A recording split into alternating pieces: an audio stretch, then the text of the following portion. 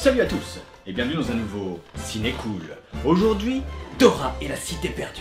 Let's go, come on! Génial! Oh, Le moins qu'on puisse dire, c'est que ce film a réussi à faire une sorte de tour de magie par rapport à son identité cinématographique. Car on est clairement sur un hommage à l'animé, pensé pour plaire à ceux qui l'ont regardé étant petits, mais en même temps, pensé pour plaire à ceux qui se le tapaient à cause de la petite sœur, et aussi, comme moi, pour plaire à ceux qui regardaient Dora le matin uniquement en prenant le petit déjeuner avant d'aller taffer, tout simplement parce que sur les autres chaînes, il n'y avait rien d'intéressant. À partir du moment où tu as un minimum de connaissance des codes du dessin animé, forcément ce film va te parler. Forcément ce film va te faire sourire, forcément ce film va te mettre de bonne humeur.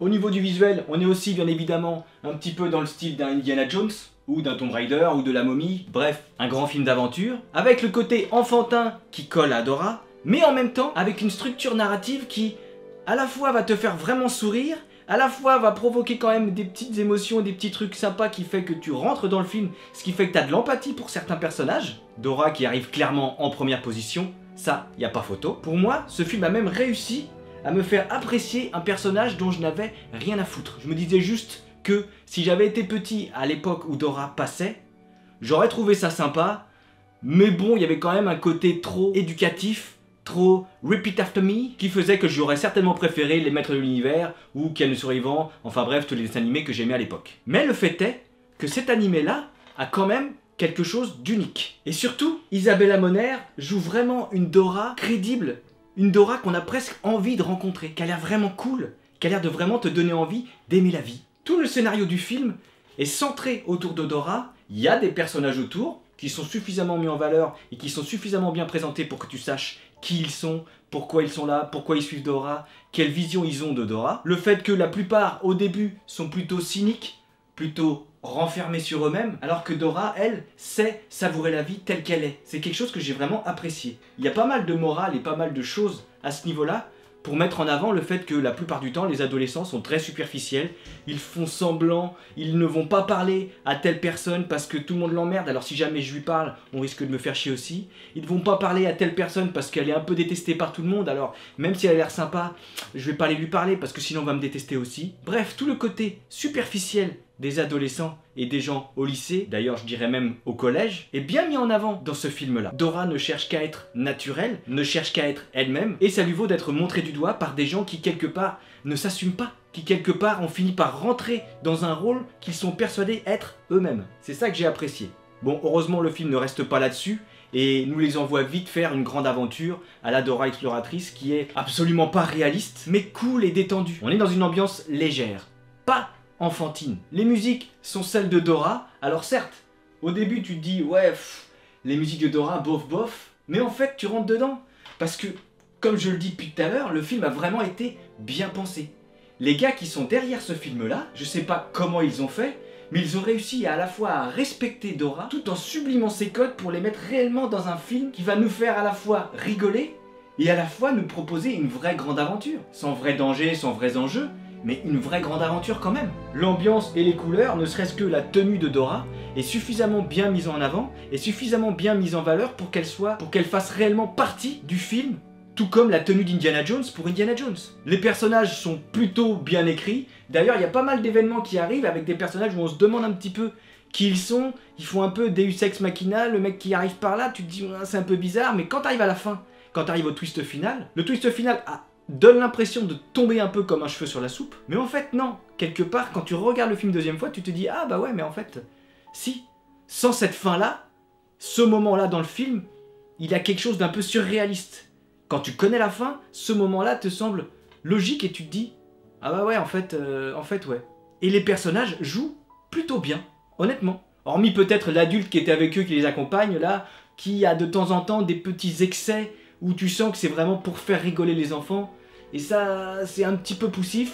Ça passe, mais c'est poussif. Alors que bizarrement, tous les moments où Dora veut être drôle fonctionnent vraiment. Pourtant, le personnage de Dora, c'est une super caricature de dessin animé éducatif pour enfants. Mais ça marche. La performance d'Isabella Moner est vraiment sympa, colle vraiment au personnage, et c'est vraiment le mettre en valeur et le rendre intéressant. Personnellement, après avoir vu ce film-là, s'il y avait un Dora 2, j'irais le voir au cinéma aussi. Les effets spéciaux, eux, ont un côté cartoon, ont un côté mal fait. Alors je sais pas si c'était volontaire ou pas, mais le problème c'est que par exemple Babouche ou Shipper sont trop mal faits pour qu'on ait l'impression qu'ils sont là. Ça peut être un défaut, mais quelque part ça fait partie du charme. Quand t'as accepté le film pour ce qu'il est, quand tu l'as apprécié comme ça dérange pas. Même les moments où elle fait des câlins à Babouche, ça passe parce que l'actrice joue très bien, mais tu sais que c'est pas là, tu sais qu'il n'y a pas ça. C'est le seul vrai défaut que je peux reprocher au film au niveau des effets spéciaux, ce qui est quand même un gros défaut en soi, puisque c'est des personnages à part entière. Mais pour le reste, vu que c'est plutôt excessif et plutôt léger, que la jungle a un côté luxuriant, dangereux, mais c'est dangereux version Dora, que quand il leur arrive des trucs, que quand ils se retrouvent à faire des cascades ou à faire des trucs extraordinaires d'aventuriers, c'est des trucs à la Dora. C'est ça que j'apprécie dans ce film-là, c'est qu'il a vraiment, au niveau de son identité, je crois que c'est son plus gros point fort. C'est certainement une des meilleures adaptations de dessins animés qui ait jamais été faite. C'est-à-dire que contrairement à la plupart des adaptations qui vont être en général sur des dessins animés, qui vont garder des références, mais qui vont quand même se permettre d'être très différents de l'original, parce que voilà, c'est un film, c'est pas un dessin animé. Là, celui-là, on a vraiment la sensation d'avoir l'animé qui, d'un seul coup, passe au niveau supérieur et devient un film. C'est pas un film qui s'inspire de l'animé, si vous voyez ce que je veux dire. On a tous les codes, on a tous les moments où Dora parle à la télé. Tu peux dire schizophrène? Enfin bref, vous voyez ce que je veux dire, on y croit vraiment. Je pense qu'on peut dire que c'est réellement Isabella Moner qui porte le film sur ses épaules. Le final peut paraître un peu simple, dans le sens où l'énigme posée n'est pas réellement compliquée. Moi perso j'y avais pensé tout de suite. Si t'as pas une vieille mentalité de capitaliste à la con, l'argent c'est la vie, tu réponds à l'énigme avant même qu'on lui pose la question. Mais ça tient la route. C'est un peu léger par rapport au fait que c'est une cité perdue, que personne n'a jamais trouvée, avec de l'or et tout. Tu te dis waouh, c'est ça l'énigme. Pour ma part, j'ai été voir Dora pour ma fille, parce qu'elle l'a connue un peu à l'époque, parce qu'on lui a montré les DVD, parce qu'il me semble que ça passait même encore un petit peu à la télé. Je l'ai trouvé honnêtement bien mieux que ce que j'imaginais. Je m'attendais vraiment à me faire chier, je m'attendais même à m'endormir.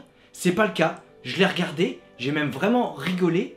La scène où le film se transforme directement en l'animé Dora est bien amenée. Je trouve que c'est cool et que ça m'a fait marrer. On aurait pu vraiment tomber dans quelque chose de chiant, quelque chose de lourdingue, et non, je trouve ça vraiment marrant. Pourtant Dora, à un moment donné, chante la chanson du caca. Mais la façon dont elle le fait, la façon dont elle l'interprète, etc., et ce naturel avec laquelle elle le fait que c'est pas lourd. Et tu te dis, mais ouais, elle a raison, c'est rigolo, allez, faut se détendre. Enfin bref, tout ça pour dire que le film, j'étais agréablement surpris. Je me suis dit, ah, il est quand même bien sympa, je pense que je l'achèterai en DVD pour Eline, mais que je le regarderai aussi. Bon, au final, je lui ai piqué et je le mets dans ma collection à côté d'Indiana Jones. Et quelques jours plus tard, voire peut-être une semaine, j'ai été voir Hobbs & Shaw, un film que je voulais voir. Un film où il y avait Dwayne Johnson et Jason Statham. Et puis c'était une sorte de Fast and Furious quand même s'il n'y avait pas Vin Diesel. Et ce film est pété, mais complètement pourri, j'en ferai jamais une critique. Il n'y a aucune empathie pour les personnages, t'as juste l'impression de voir Dwayne Johnson et Jason Statham en train de faire les cons, en train de faire la bagarre. Tu vois Dwayne Johnson qui retient un hélicoptère comme ça à bout de bras parce qu'il est très musclé, alors il peut retenir un hélicoptère, bah oui, évidemment.